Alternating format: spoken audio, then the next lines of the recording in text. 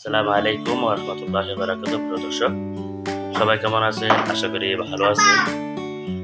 আজকে আমি এখানে দুটো আম নিয়েছি, সাথে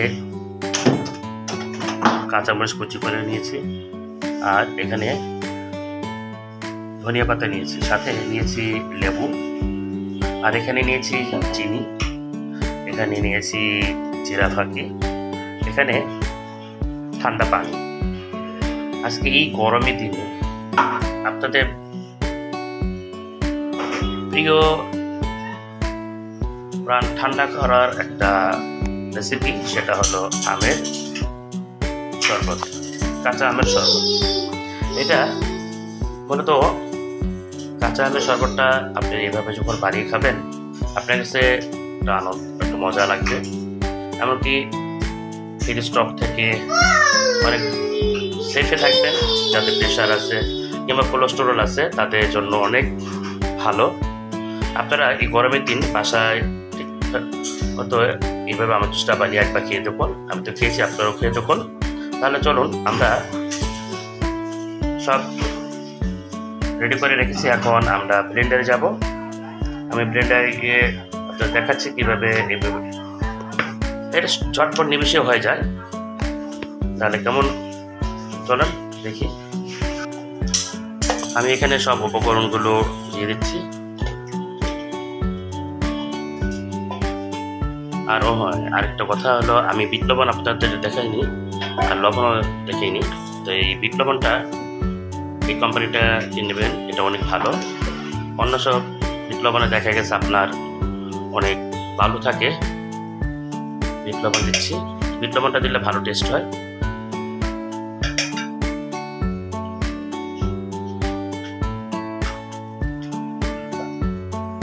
এখানে এখন দেবো ধনিয়ার গুঁড়ো আধা চামচ থেকে একটু কম,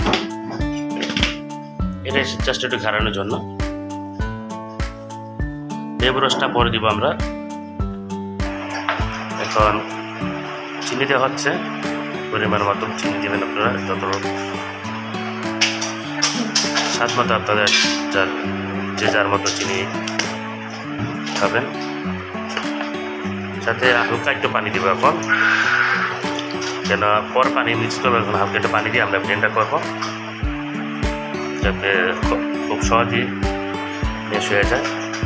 ব্লেন্ডার ডিপটা আটকে দিচ্ছি। এখন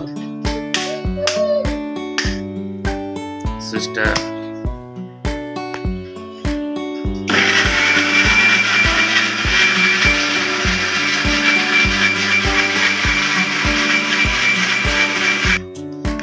হয়ে গেল।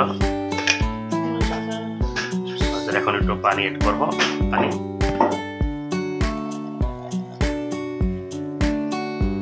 পানি দিয়ে হালকা একটু আবার ব্লেন্ডার করে নেব। আবার পানি দিয়ে হালকা একটু ব্লেন্ডার করে নিই।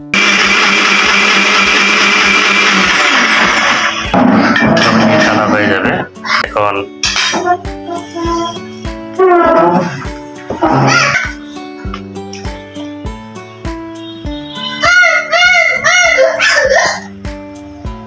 সার্ভ করা হচ্ছে।